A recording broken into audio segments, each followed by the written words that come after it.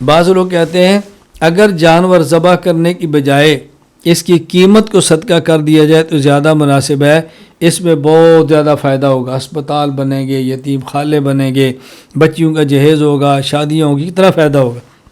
جواب، ہم کہتے ہیں یہ اعتراض اس وجہ سے ہے کہ آپ نے اسلام کا مالیاتی نظام نہیں پڑھا۔ اسلام کا مکمل مالیاتی نظام موجود ہے۔ مثلا اسلام نے سونے اور چاندی سامان تجارت سے زکوٰۃ رکھا ہے، پیداوار میں عشر رکھے ہیں، مستقل بیت المال کا نظام بنایا ہے، پھر اس کے علاوہ صدقات نافلہ رکھے ہیں۔ تو اسلام کا تو پورا کا پورا معاشی نظام موجود ہے۔ قربانی کا مقصود کوئی معاشی کسی کا تعاون کرنا نہیں، بلکہ قربانی کا تو مقصود ہی کچھ اور ہے۔ اس لیے قربانی کا مقصد یہ نہیں کہ معاشی استحکام وغیرہ ہو، قربانی کا مقصد یہ ہے کہ جب انسان کے پاس سونا ہے اس میں سے بھی کچھ صدقہ کرے، چاندی ہے اس میں سے بھی صدقہ کرے، اگر اس کے پاس پیداوار ہے عشر اس میں سے بھی صدقہ کرے، اگر اس کے پاس کوئی جانور ہیں تو اللہ کے نام پر جانور بھی ذبح کرے۔ قربانی کا مقصود تو یہ ہے، وگرنہ ضروریات کو پورا کرنے کے لیے اسلام کا مالیاتی نظام مستقل موجود ہے، اس لیے کوئی اشکال کی بات نہیں ہے۔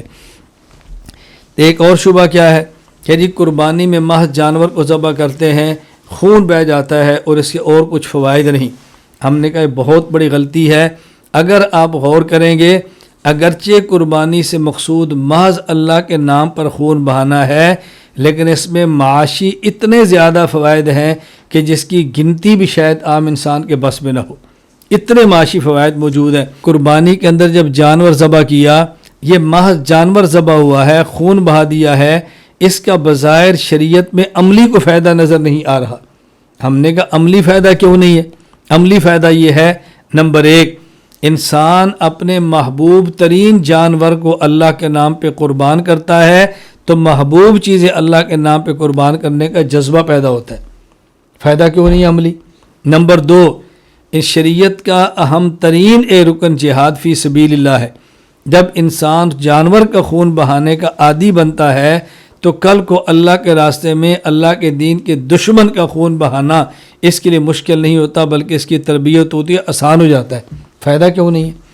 اچھا، ایک شبہ یہ ہے کہ ہر سال ہزاروں نہیں لاکھوں کی تعداد مسلمان 1 2 3 دنوں میں جانور ذبح کرتے ہیں، جس سے معیشت بری طرح متاثر ہوتی ہے اور معیشت تباہ ہو کے رہ جاتی ہے۔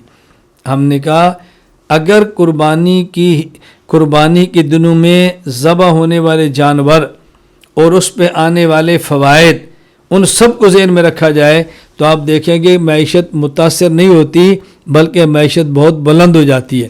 اس کی وجہ یہ ہے کہ جب آپ نے جانور کو قربانی کے لیے خریدنا ہے اور جانور نے منڈی تک آنا ہے، منڈی سے آپ کے گھر تک آنا ہے، تو اب سارے مراحل کو ذہن میں رکھیں۔ نمبر ایک، جب لاکھوں جانور پالنے ہیں تو ان لاکھوں جانوروں کو پالنے کے لیے کم از کم ہزاروں بندے آپ کو رکھنے پڑیں گے جن کو روزگار ملے گا۔ نمبر دو، جب جانور پالنے ہیں تو جانور کے لیے آپ کو چارہ خریدنا پڑے گا، جب چارہ خریدنا ہے تو چارہ بونا بھی پڑے گا، کاشت کرنا پڑے گا، اور جب آپ نے چارہ کاشت کرنا ہے تو آپ کو نہر بھی چاہیے، آپ کو پانی بھی چاہیے، آپ کو زمین بھی ٹھیک کرنی ہے، زمین کو ٹھیک کرنے کے لیے بندے بھی رکھنے ہیں، پھر اس چارے کو شہر تک پہنچانے کے لیے آپ کو مشینری بھی چاہیے، آپ کو مزدور بھی چاہیے۔ تو کس قدر معاشی نظام اس سے مستحکم ہوتا ہے۔ پھر جو جانور آپ نے قربانی کے اندر دینا ہے اس جانور کے دودھ کو استعمال کرنا چاہیں تو کر سکتے ہیں، تو آپ بتائیں کتنا بڑا دودھ آپ کو وافر مقدار میں ملنا شروع ہو جائے گا۔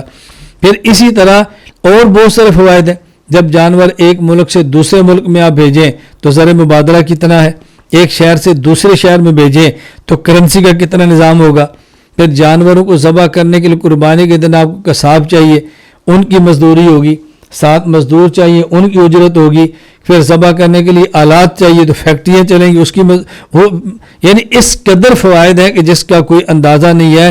محض اور محض اعتراض اور کچھ بھی نہیں ہے۔ جانور ذبح ہو گیا، پھر آپ نے اگر قیمہ کر کے کھانا ہے تو آپ کو مشینیں چاہیے، اور اگر آپ نے گوشت پکانا ہے تو آپ کو مسالے چاہیے، اگر آپ نے گوشت غریبوں میں تقسیم کرنا ہے تو آپ کو شاپر چاہیے۔ آپ بتائیں کیا کچھ آپ کو چاہیے ہوگا۔ اور پھر جب آپ نے جانور ذبح کر دیا، اگر آپ نے گوشت محفوظ رکھنا ہے تو پھر آپ کو سرد خانے چاہیے، سرد خانے کے لیے آپ کو بجلی چاہیے، اور اگر آپ نے اس جانور کو خشک کرنا ہے، مسالے ڈالنے ہیں، تو پھر بھی آپ کو بندے چاہیے، اور جانور کی جو کھالیں ہیں اگر آپ نے اس کو استعمال کرنا ہے تو پھر خیمے بنے گے، انہی کھالوں سے کپڑے بنے گے، انہی خیموں سے جیکٹس بنے گی، کوٹ بنے گے، اسی سے کھیلوں کے سامان بنے گے۔ تو آپ اندازہ کر سکتے ہیں کہ صرف 1-2 دن کے لاکھوں اور کروڑوں جانوروں کے ذبح ہونے سے کس قدر معیشت کا نظام مستحکم ہوتا ہے۔ شریعت کا کوئی بھی ایسا حکم نہیں کہ جیسے اسلامی معیشت یا دنیا کی معیشت کے اوپر اثر پڑتا ہو، بس اللہ تعالیٰ بات سمجھنے کی توفیق عطا فرما دے۔